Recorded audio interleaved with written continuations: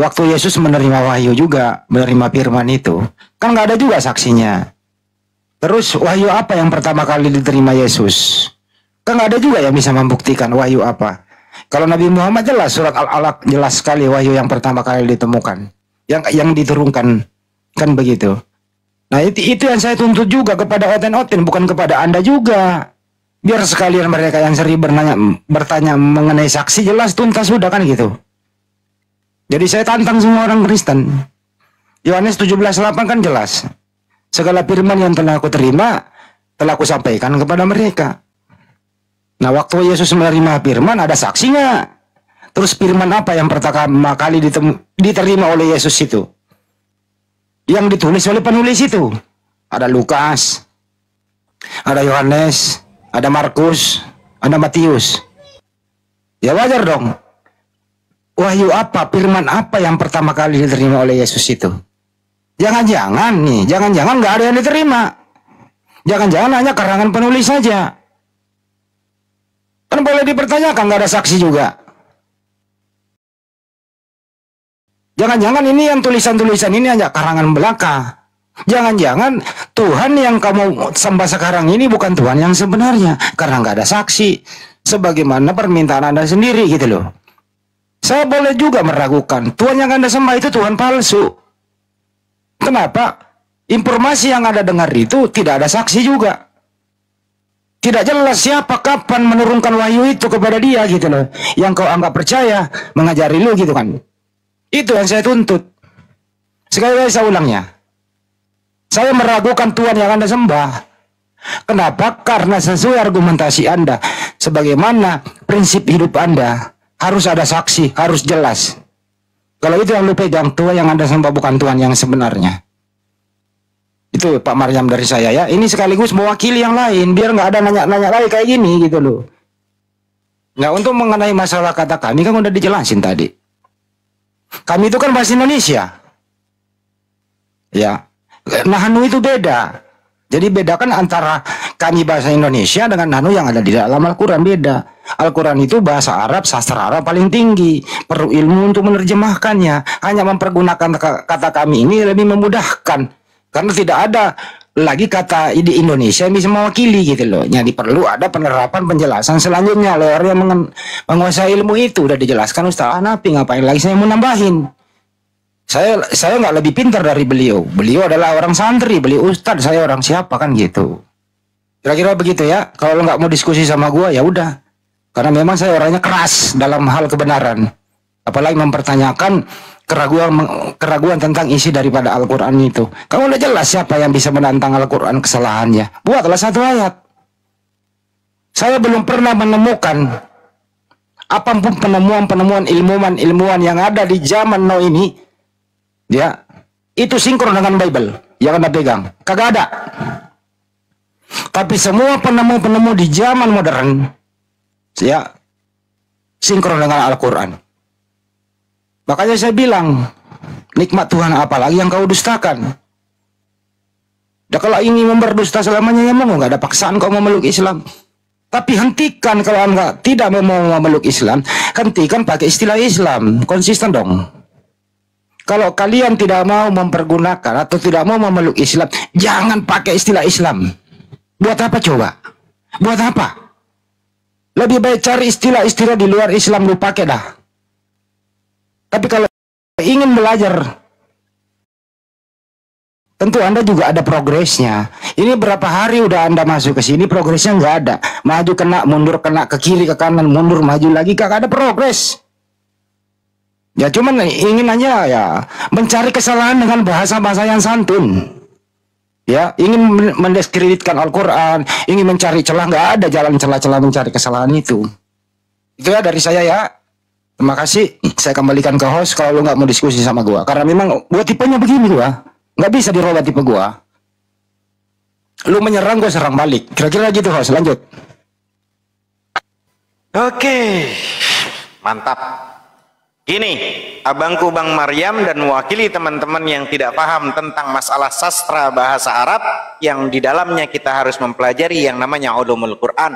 Saya selalu katakan, setiap orang yang memang dia dari lahir agamanya Islam, Baik dia yang posisi dari lahir sudah Islam, masih kanak-kanaknya, itu sudah diajarkan yang namanya makharijul huruf, satu persatunya huruf.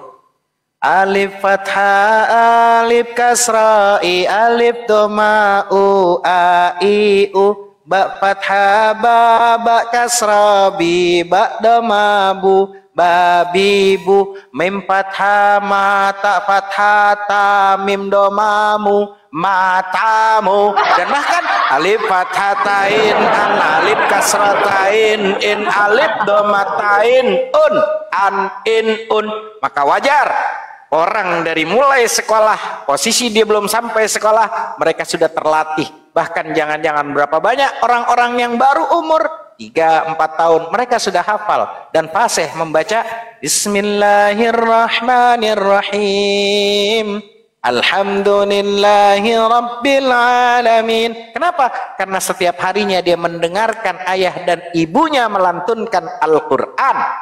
Walaupun dia belum tahu huruf per huruf, tapi dia sudah, itulah mukjizatnya agama yang murni samawi dari Allah. Dari ujung dunia ke ujung dunia yang sana, Allah. Ya, kalau dia ditanya tentang makharijul dan huruf-huruf bahasa asli original teksnya, mereka semua tahu. Ini alif, ba, ta, jim, ha, kha, dal, zal, zim, dan seterusnya sampai ha, ya, lam, alim, waw, dan seterusnya. Dan pertanyaannya lalu meninjak kepada pertanyaan, kenapa pakai menggunakan kami? Kata Bang Maryam, kenapa harus ada kata kami? Sebetulnya Tuhan tuh banyak atau bagaimana? Kan gitu. Di dalam Al-Quran Allah itu menggunakan kata ganti biasanya mufrad atau tunggal, dia, aku, engkau. Tapi ada kalanya Allah juga beberapa ayat menggunakan kata orang pertama jamak teman-teman, atau namanya plural, kami. Untuk kata ganti pertama tunggal seperti huwa, dia, anta, kamu, untuk mewakili zatnya yang maha agung, hal ini tentu sudah maklum karena semua kata ganti itu merujuk kepada ketunggalan atau keesaan Allah Rabbul Jalla Jalaluh. Sementara kata ganti untuk yang pertama jamak seperti nahnu merujuk pada 2 atau lebih entitas sehingga tidak bisa mewakilkan zatnya yang esa. Penjelasannya tentu kita akan urai di sini teman-teman. Bagaimana memahami fenomena penggunaan kata ganti orang pertama jamak atau plural untuk Allah? Tentu kita harus mempelajari semua kata ganti orang pertama jamak untuk Allah ini tidak dipahami secara literal karena bertentangan dengan hukum akal dan nas agama itu sendiri kawan-kawan. Sebagaimana contoh menggunakan kata jamak, kita dapat menemukan antara lain pada ayat Inna nahnu nazzala dzikra wa inna lahu lahafizun. Sesungguhnya kamilah yang menjaga Al-Quran, karena posisinya kami yang menurunkan Al-Quran dan kami yang akan menjaganya. Itu namanya kalau bahasa dalam balaghahnya litta'zim, sebagai penghormatan. Begitu agungnya Allah, dia nggak pernah yang namanya agungnya Allah ini harus posisinya mengabaikan yang lain. Banyak aku yang menurunkan Quran, enggak, kami yang menurunkan Al-Quran dan pastinya kami yang akan menjaganya. Yang menjaga Al-Quran banyak orang-orang di ribuan jutaan orang seluruh pendunia yang menghafal Al-Quran dari umur yang 10 tahun hafal Quran 30 juz, bahkan sampai posisi yang tua sudah banyak yang hafal 30 juz, ribuan orang. Bahkan di Indonesia ada yang umur 10 tahun 7 tahun sudah hafal Quran, mbak, seperti hafalnya seperti dia di laptop, klik ayat ini di nomor sekian, letaknya di sekian, semua itu sudah dihafalnya oleh anak-anak yang baru umur 10 tahun. Bayangkan itu, mereka tuh ukurannya sebagai penjaga yang namanya Al-Quran, litta'zim, sebagai kemuliaan dirinya, karena dirinya lah yang menguatkan Al-Quran itu melalui hamba-hambanya. Ini bahasa sastra yang sangat tinggi kawan. Jadi jangan dimaknai kenapa Quran pakai kami, emang Tuhan banyak. Hello, bahasanya kemana dulu tuh bacaan kami itu? Ayatnya lagi ngomongin apa? Inna nahnu nazzala dzikra wa inna lahu lahafizun. Sesungguhnya kami yang turunkan Al-Quran, dan kami pun yang akan menjaganya. Yang jaga siapa? Ribuan orang penghafal Al-Quran ikut menjaga kalamullah. Itu maksudnya abangku. Kalau masih nggak ngerti nggak apa-apa. Ini udah viral di YouTube, udah viral di TikTok, viral di IG, viral di Instagram. Guru-guru besar banyak yang sudah membahasnya. Lalu kenapa baru bangun hari ini? Jangan kelamaan tidur. Yuk bangun. Terlalu miring tidurnya. Lanjut teman-teman. Ustaz. Layar teman-teman. Ustaz, izin Ustaz. Jelaskan juga Ustaz. Innani anallah. Jelaskan lu kok ada kata ana. Silakan Ustaz. Ya, kalimat posisinya kan itu sama aja. Kan yang dia tanyakan itu Handi. Nanti dia nggak nanya, gue jawabnya lu jadi berantem kita. Iya Bang. Enggak, dia nggak bisa bedain. Enggak, dia nggak bisa bedain antara ana dan nahnu gitu loh. Dia bilang nahnu itu banyak, plural, artinya Tuhan itu banyak. Padahal di situ kan mengagungkan suatu peristiwa dalam wahyu Al-Quran, ala malaikat Jibril, ala Nabi Muhammad. Gitu, dia nggak paham di sana, Ustaz. Ya makanya di situ ditausim namanya. Ya udah lanjut. Giliran April nih. Lanjut, masuk Pak Eko. Jangan lupa tap layar teman-teman. Bang Maryam, saya izin bertanya nih, kalau boleh. Siap Bang. Di dalam Matius 3 nomor 16 dan 17, di situ dijelaskan bahwasanya Yesus dibaptis di sungai, lalu kemudian ada Roh Kudus yang berupa burung merpati, lalu kemudian terdengarlah suara dari sorga katanya, yang berbunyi, inilah anakku yang kukasihi, kepadanya lah aku berkenan. Nah, di situ ada 3 oknum, 3 pribadi di 3 tempat yang berbeda dan di waktu yang bersamaan. Saya bertanya, ada berapa Tuhan di situ, Bang?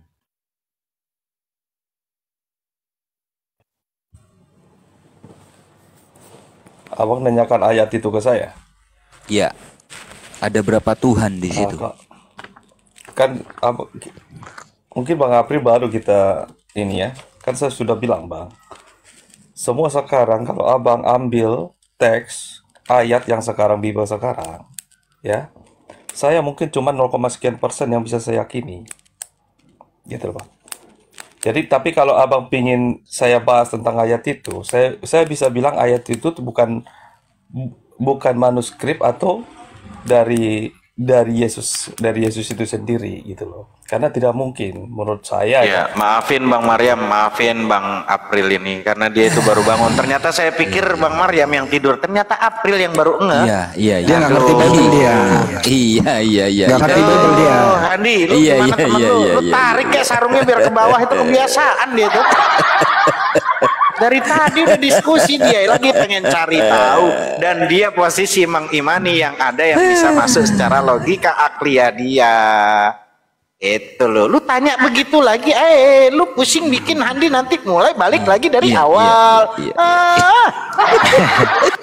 Nggak ngerti Bible dia Bang, nggak ngerti Bible dia. Artinya begini ya, yang disampaikan oleh Bang Handi itu nyelekit loh sebetulnya. Ini buat orang-orang oknum-oknum Kristen yang lain, ya kan, yang bertanya saksi begini dan begitu dan lain sebagainya. Setelah ditanya balik, saya tidak menguasai Bible Bang, saya cuma 0, sekian persen. Itu kan memalukan. Menurut saya memalukan gitu loh. Kalau mau bertanya, bertanyalah yang sopan. Itu maksudnya gimana itu proses pewahyuan? Nabi Muhammad saat menerima wahyu itu ada saksinya enggak? Itu kalau nanya baik-baik kita akan menjawab dengan baik. Tapi kalau pertanyaannya sudah menyudutkan apalagi menyimpulkan, maka siap-siap diserang balik. Dan setelah diserang balik, ya jangan jawabannya cuma saya menguasai Bible cuma 0 sekian persen. Kecewa saya, kecewa. Dari awal sudah berapi-api, giliran bertanya balik, jadi kedinginan saya. Lanjut sudah, Bang Handi.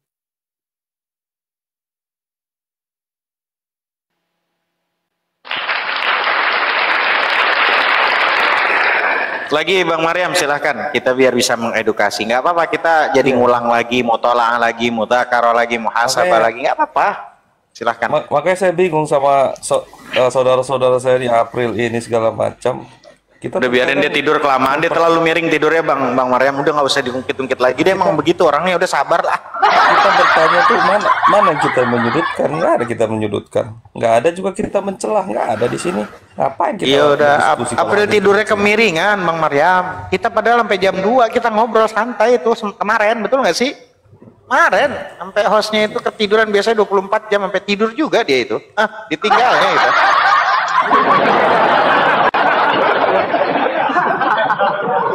Tak kenal maka tak sayang Bang Maryam. Ini karena Mang April baru ketemu. Jadi ya santai aja, nggak usah terlalu dibawa, udah. Lagi mencari kita semua kebenaran, betul nggak? Dan jangan mencari pembenaran diri gitu loh. Kan dia aja dari tadi hati-hati, nggak ngerti juga sih April nih. Pendeta gua kepet juga masuk sorga. Ini temen lu Iya, kebanyakan juga gini Ustaz Hanafi, kebanyakan rata-rata teman-teman Kristen itu dia niatnya bertanya, ya kan, niatnya bertanya yang di dalam Al-Qur'an, bukannya bertanya, malah langsung menyimpulkan seakan-akan mereka itu lebih paham ketimbang orang-orang yang sudah mondok 10 tahun, yang sudah menguasai nahwu, shorof, balaghah. Jadi sia-sia mondoknya kita ini Ustaz Hanafi ya.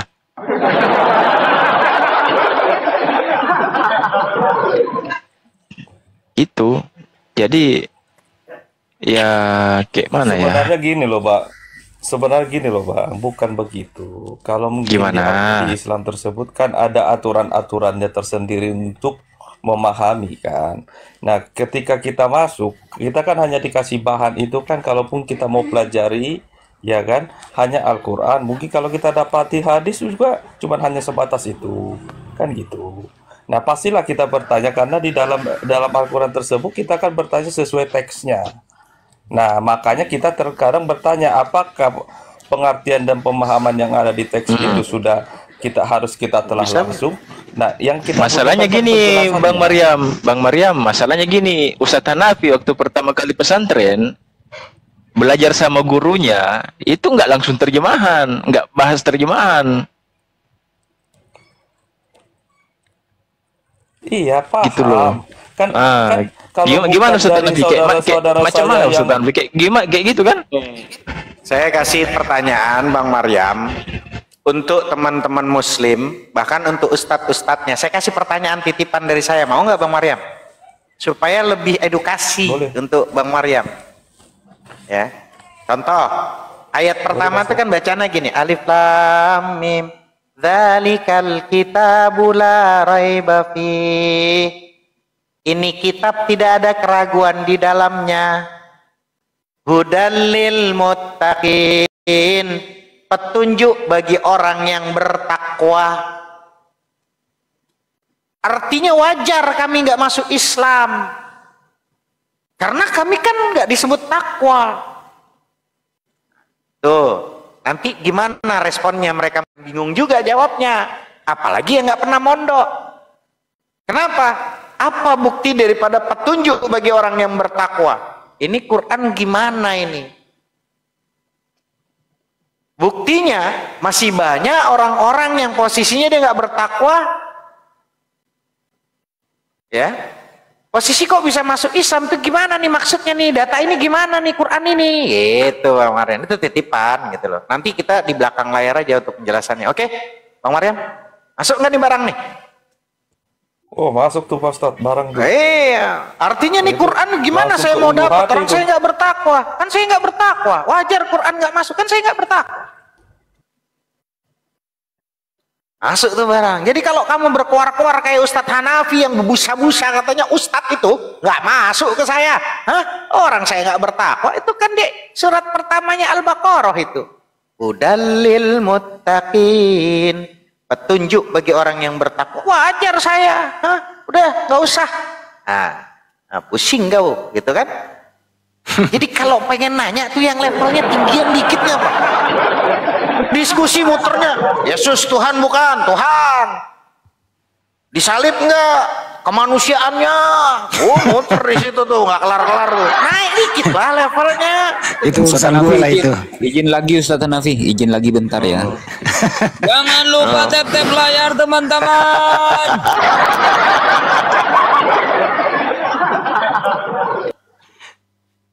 Ya makanya kalau mau percaya Al-Quran memang harus bertakwa. Terus kalau untuk itu ya lebih bertakwa lagi kan gitu sih. Tapi kalau Pak Mar nggak mau ya udah nggak apa-apa, nggak ada paksaan kok. Sederhana kok ini barang Pak Mar. Tidak ada paksaan dalam memeluk Islam itu Pak Mar. Terus tidak ada juga orang membatasi jangan koreksi Al-Quran, bebas kok dikoreksi, kan Al-Quran terbuka untuk dikoreksi. Tapi jangan sampai mengoreksi Anda nggak ntar dulu bang. Ntar dulu bang, jangan sampai Anda mengoreksi tidak ada ilmunya, nggak enak didengar gitu loh. Jadi ketawaan kita. Apalagi orang pondok ini orang ngomong apa sih gitu loh. Mending kata anak pondok nih kalau ada yang ngoreksi Al-Quran tapi nggak ada ilmunya, anak pondok itu ketawa-ketawa. Kasih tahu ustadznya, Ustadz, kok ada orang gila lepas dari rumah sakit ya? Bener nggak Ustadz? Tapi kayak gitu loh, bener, serius itu. Itu kan bahasa tadi Pak Ustadz itu kan cenderung kepada orang yang mengaku Islam juga kan, yang mengaku dirinya Islam kan itu. Makanya Bang Maryam, ini kunci pertama, kunci jawaban untuk Bang Maryam, sedikit nih bocoran. Karena itulah Al-Quran itu ya nggak mungkin salah. Tapi kalau penerjemahnya tafsiran akan kemungkinan bisa melenceng jauh. Terkadang ya nyerempet-nyerempet dikit dapatnya. Tapi kalau Al-Qur'annya nggak mungkin salah. Maka dulu kami di tahun 90, 89-an di pondok sudah dengan Quraisyab sebagai menteri, menteri agama pada itu tahun berapa lupa saya, itu di pondok di Jawa Timur, di Madura dan segala macam sudah memohon untuk tidak diterjemahkan. Karena apa? Bahasa sastra Al-Qur'an ya. Al-Qur'an, bahasa Al-Qur'an, bahasa Indonesia ini kosakata yang paling sangat-sangat tidak akan mampu untuk menerjemahkan kosakata bahasa Al-Quran yang banyak. Contoh nih, Bang Maryam, contoh. Jalasa itu kan duduk, itu arti jalasa. Jalasa itu artinya duduk. Qo'ada juga duduk. Bahasa Arab nih. Qo'ada duduk, jalasa duduk. Lah ini menempatkannya gimana, kan sama-sama duduk, pasti ada pembeda nih. Kan harusnya kalau pakai akal gitu. Kalau jalasa duduknya di mana? Di posisi saat dia lagi posisi berdiri, dia duduk. Tapi kalau kok ada posisi dari dia mulai berbaring, dia duduk. Itu bedanya. Begitu hebatnya. Bagaimana mungkin bahasa Indonesia itu bisa mengurai bahasa-bahasa Arab yang tinggi untuk menjelaskan bahasa Quran yang lebih tinggi daripada bahasa Arab umumnya? Gak akan mampu kawan. Jadi harus memiliki disiplin ilmu, ulumul Quran, nahu, sorof, mantik, balaghah, bayan dan segala macam. Tiba-tiba pakai bahasa terjemahan. Hello, kami bukan orang terjemahan kawan.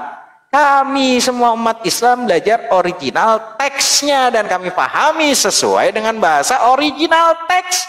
Beda dengan kaum sebelah, pakai terjemahan original teksnya pun ngawur kemana-mana. Holy Ghost jadi Roh Kudus, ngadi-ngadi. Apostolos jadi rasul.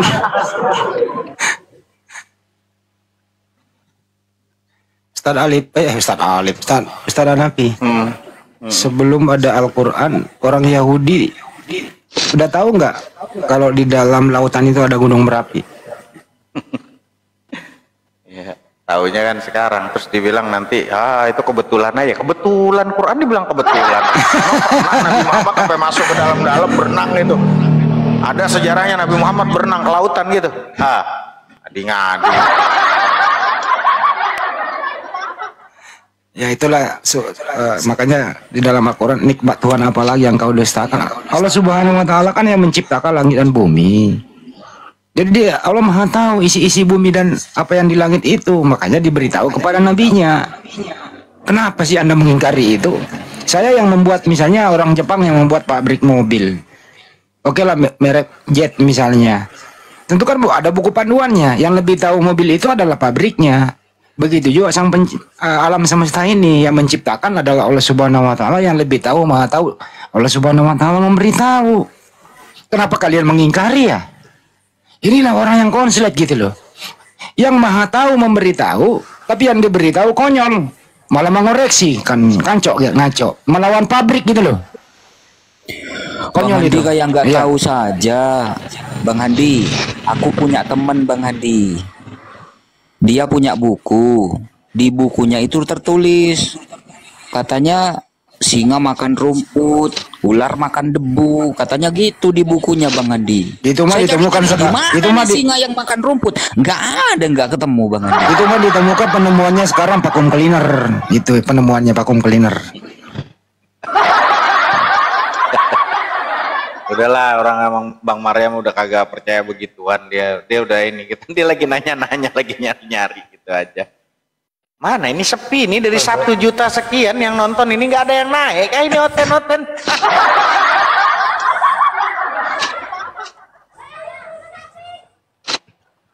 Kalau boleh tahu Pak Mar, sekarang kitab Anda apa yang Anda pegang, kitab Anda itu? Anda berdiri di kitab mana? Saya berdiri kita mana? Iya. Ya kalau sekarang karena status saya itu masih Kristen, ya Alkitab itulah. Bibel itulah yang sekarang yang saya cari-cari, yang di mana yang Oke. kata Oke, cukup. poin-poin yang bisa. Anda bisa yakin nggak kalau yang ada di Bible Anda itu tidak semua firman dari Allah, dari Sang Pencipta? Kan kita udah jawab itu, Bang. Ya kalau udah nggak percaya sebagian, ngapain lagi berdiri di situ? Kenapa nggak pindah tempat gitu loh? Udah tahu udah tahu bau yang tidak sedap, kok Anda masih betah gitu loh? Iya, ini kan proses kehidupan ini kan nggak tahu kita sampai kapan, abangku, ya kan? Ya, emang Pak Mar tahu kalau besok Anda masih hidup? Ya, itu bukan urusan saya itu. Saya kan hanya ini ada paham nih, ya kan? Paham barulah setelah Injil ya. Nah, sekarang ada Al-Qur'an kayak sekarang begini. Setelah saya baca, ini kan intinya kan saya baca nih. Nggak, di umur berapa Pak Mar izin? Di umur berapa Pak Mar tahu kalau ada Al-Qur'an? Mulai dari umur berapa? Ya, kita tuh dari mulai kecil juga kan kita sudah tahu namanya ada Islam kan gitu. Berarti Pak Mar udah bertahun-tahun dong tahu kalau ada Al-Qur'an. Kenapa masih sampai sekarang masih mikir gitu loh? Kapan selesai mikirnya? Ya nggak semudah itulah, Pak. Oh, nggak semudah itu. Ya udah Itulah selesai. kita langsung menyimpang, gimana sih? Mana ada seperti itu gitu loh. Mudah-mudahan Gitu. nanti di ujung hidup Pak Mar itu ada keputusan. Jangan sampai nanti di dalam kubur Anda masih mikir. Nah, itulah. Kan itu yang mau kita cari kan? Gitu loh. Ini ngulang lagi nih. Karena ada. Ini ngulang lagi nih kayak semalam nih sampai jam 2 pagi nih. Nah, ini kan kayak begini. Kayak kalau saya pelajari, saya baca Al-Quran tersendiri. Ke surga gitu yang kan. ada jannah Apa itu ini ngulang sangat- lagi nih Bang Maryam nih. Aduh, ngadi-ngadi nih. Bukan Pak Ustadz. Kalau saya memang sudah ini ya, kayak misalnya gini ya. Saya belum nih, saya ingin tanyakan kebetulan tuh Pak Ustadz nih, mungkin udah ilmu yang cukup. Mudah-mudahan penjelasannya tuh bisa gitu kan. Enggak kebetulan. Surat apa? Jangan surat Paulus, saya nggak tahu. Nanya sama Bang Hadi sama April itu kalau surat Paulus. Bukan. Ini ada surat Apa? Maryam 68 sampai 72 nih, Bang. Iya kan? Bentar. Dan di situ kan Surat surat Maryam Ayat? Itu Maryam 71 sampai 73. 68 sampai 72. 73 aja enggak? Ya, kan itu aja dulu. Maksudnya gini, kan kalau ini adalah agama, maksudnya gini, masa setiap manusia tuh harus ke neraka dulu gitu loh. Ke neraka dulu, baru nanti dari neraka Iya aja dilupain. Bukan, ini kan saya bacakan dulu ya. Boleh saya bacakan? Itu bukan Boleh, itu bertanya, yang ayat keberapa? Pak Mar, biasakan bisa membedakan mana pernyataan, mana kesimpulan, mana pertanyaan. Bedakan dulu. saya bukan bertanya, saya mau ngutip ayatnya karena saya di sini ada ya mungkin butuh penjelasan ya. Gitu loh, Bang. Saya hitung ini udah Maryam 742 kali dijelaskan loh itu. Ustaz Nabi udah menjelaskan 4 kali itu, bukan lagi 4 kali, 74 kali udah dijelasin itu. Intinya 73 yang diselamatkan adalah orang yang bertakwa, yang tidak selamat ya orang kafir, yang berlutut di neraka kan gitu. Udah dijelasin itu berkali-kali kok.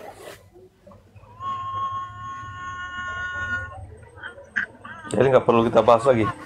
Ya udah sering bahas itu udah. Kecuali Ustaz Nabi mau membuang waktu, nggak apa-apa, silakan. Ya nggak apa-apa, kan namanya kan sesuai dengan Maryam ya. Cari-carilah yang kira-kira lemah di nama Bang Maryam ini sesuai dengan surat Maryam itu di ayat 60 berapa? 67 sampai 72. Berarti 72 lah. ya 68 lah. Udah harga banting lah sama temen lah. Kadang naik turun 68 ya. Sampai 72 udah harga banting tuh ya, nggak bisa kurang lagi ya. Iya, sama gue mah bisa loh, mah Handi nggak bisa. Kalau sama gue masih bisa, tawar menawar, tenang aja kawan. Ya kan? Itu mungkin di 71-nya kan.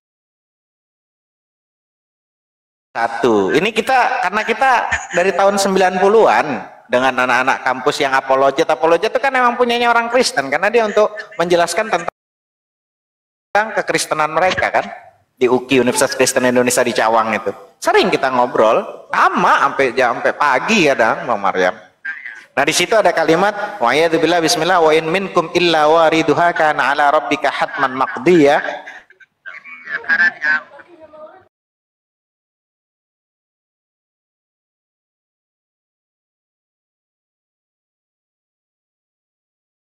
Wariduha di situ abangku ya. Dabling ya, gue dabling. Kenapa sih, Bang Yuda ya, Bang Inspirasi. Ya, host izin host, mute host. Kalimat wariduha di situ kan, dan tidak ada seorang pun daripadamu melainkan mendatangi. Nah, Bang Maryam itu kalau saya datang ke rumahnya Bang Maryam, kira-kira saya ada di dalam rumah atau posisi udah pasti masuk ke dalam rumah atau belum tentu masuk ke dalam rumah? Kalimat wariduha, melewati, mendatangi, itu udah pasti ada di dalam rumah atau belum? Bang Maryam, monitor.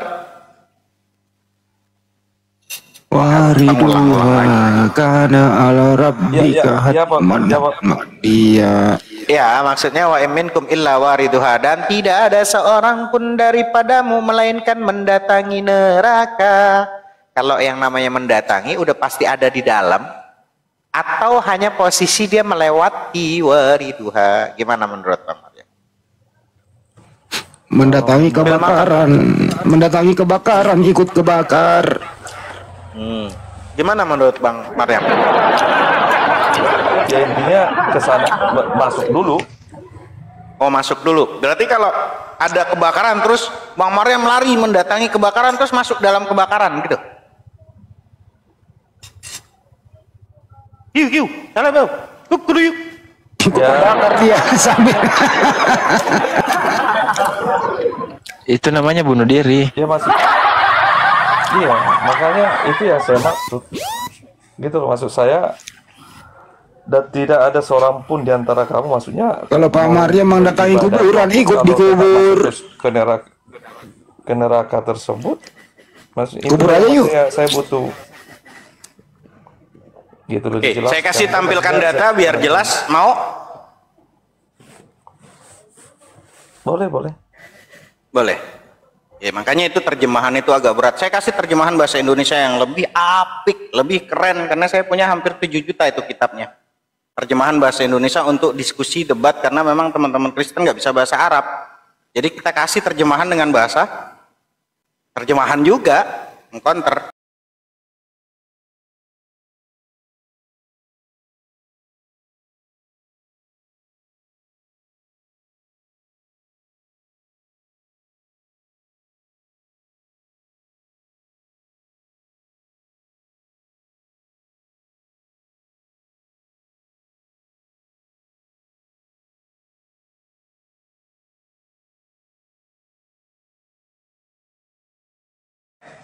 Jadi kita itu kalau dulu tuh masih ada sisa sih, kita udah jadi macan onpong sebetulnya. Udah nggak pernah mau debat-debat gitu. Saya lebih suka ada orang bertanya, saya jawab.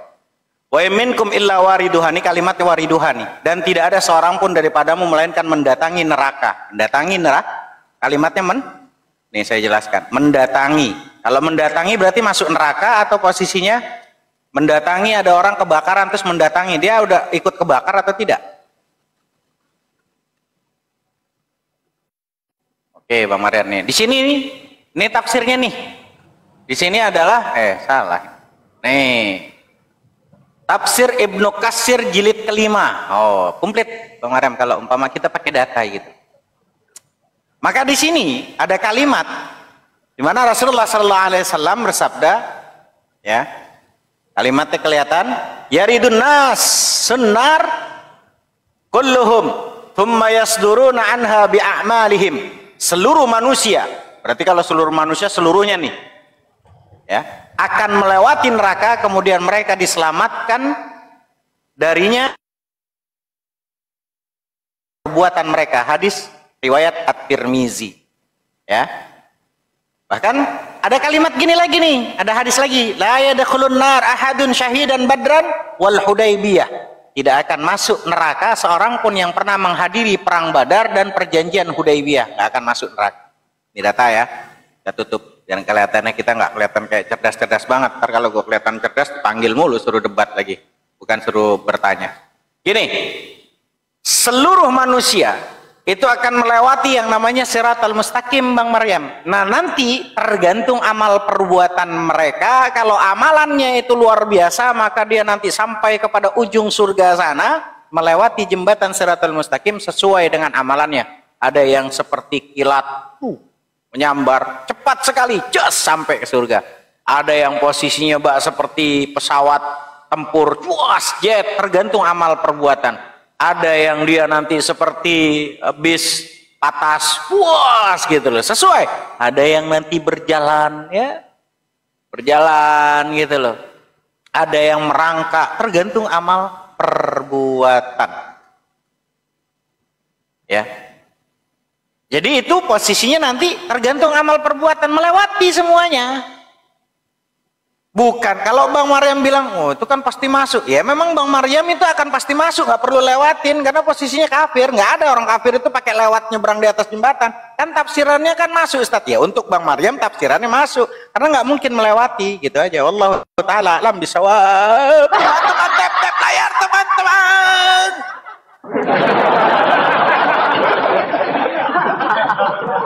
Iya, Ustadz Hanafi. Itu kan Ustadz Hanafi. Jadi begini Pak Maryam. Pak Maryam ini meyakini kalau Pak Maryam ini mengantarkan orang mati ke kuburan, yang dia pahami Pak Maryam juga ikut ke kubur, ikut masuk di lubang itu. Itu maksudnya Ustadz Hanafi.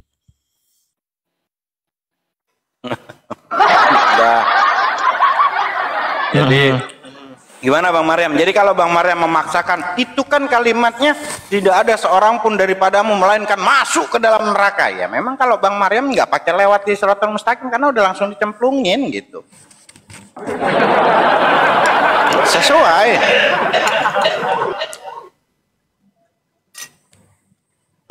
ya itu ya kayak seperti itu Pak Ustadz kan. Itu jelas-jelaskan ayatnya itu kan. Tadi juga Pak Ustadz udah bacakan. Ya mendatang ya berarti semua juga umat muslim itu juga kan ke sana dulu. Iya, mendatangi. Kalau mendatangi itu berarti kalau mendatangi itu posisinya udah pasti masuk apa gimana?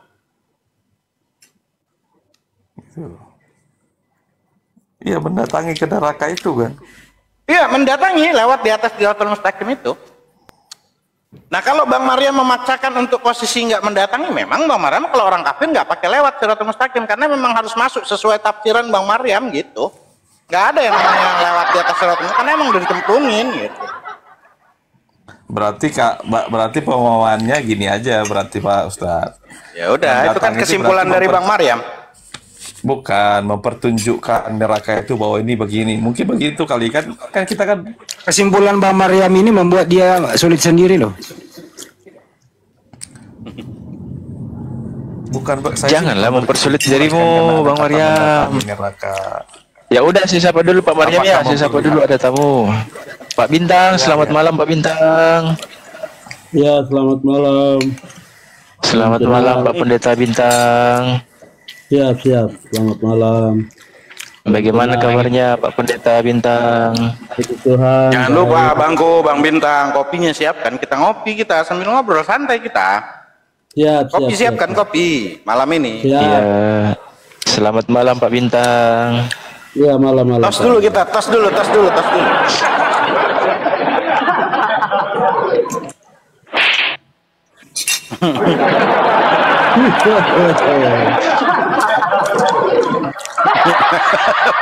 Ketawa, Bang Bintang ketawa.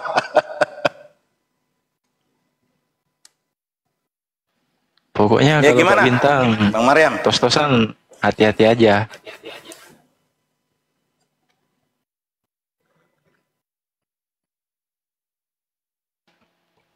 Lanjut Pak Bintang.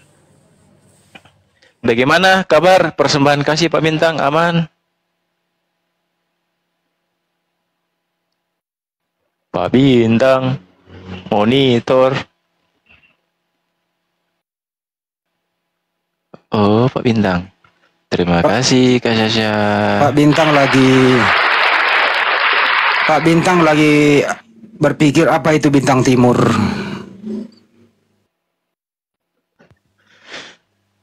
Tapi Pak Bintang Dogiai ini dari Papua ya Pak Bintangnya? Dogiai.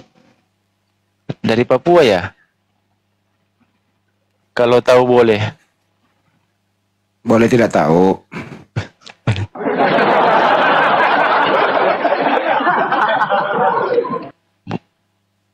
Boleh tidak tahu Pak Bintang? Dia nggak mau menjawab. Sebenarnya kalau ada yang menanyakan yang tadi itu ya, surah Maryam 71 sampai ke bawah, sebenarnya itu mestinya mikir gitu loh. Enak ya orang Islam ya, di 73 kan orang bertakwa diselamatkan.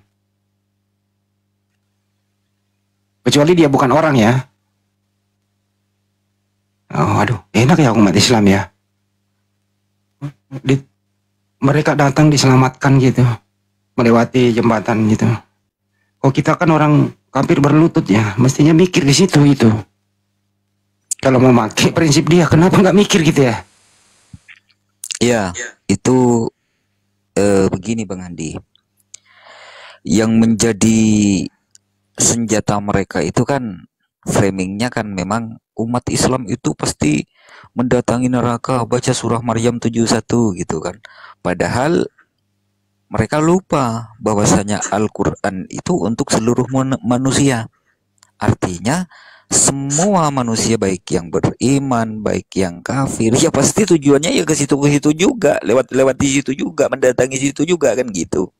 Terus kemudian di ayat yang ke-72 itu kan dijelaskan Allah menyelamatkan orang yang bertakwa dan membiarkan orang yang zalim berlutut di dalam neraka. Nah, siapa orang-orang yang zalim ini? Baca surah Luqman. Inna syirka ladulmun adim. Jadi orang zalim itu yang berbuat kesyirikan, menyembah manusia, menyembah patung, ya, menyembah selain Allah. Itulah yang dimaksud orang-orang yang zalim. Sezalim-zalimnya orang. Baca lagi di surah Al-Bayyinah tuh. Ya. Innalladzina kafaru min ahlil kitabi wal musyrikina fi nari jahannam. Plung. Langsung plung. Ya. Berbuat kesyirikan itu zalim, kezaliman terbesar. Dan resikonya orang yang berbuat kesyirikan, nyembah anak orang, nyembah patung dan lain sebagainya, itu konsekuensinya neraka jahanam, kekal selama-lamanya. Sementara orang yang bertakwa, innal muttaqina fi jannati wa uyun. Sungguhnya orang-orang yang bertakwa akan ditempatkan di dalam surga. Masya Allah. Sebenarnya ini loh Bang Ayubi. Ini yang sering dipakai oleh orang-orang yang kurang kerjaan, yaitu misionaris yang mengartikan salah, mempelajari terjemahan, sebagaimana kesimpulannya Pak Maryam, dipakai untuk misionaris mencari saudara-saudara kita Muslim yang jarang ngaji, yang jarang mendengarkan ceramah-ceramah Ustadz. Sasarannya itu nakut-nakutin saudara Muslim kami. Hoi, kamu percuma jadi Islam, kamu semua masuk neraka. Itu kan kesimpulan dia. Nah, mudah-mudahan malam hari ini saudaraku Muslim jangan mau ditakut-takutin mereka. Mereka itu memperbodoh diri sendiri. Kebodohannya itu mau dibagi dengan kalian semua. Makanya sering-sering denger ceramah kayak gini. Sering-sering ceramah Ustaz Abdul Somad, Ali Hidayat,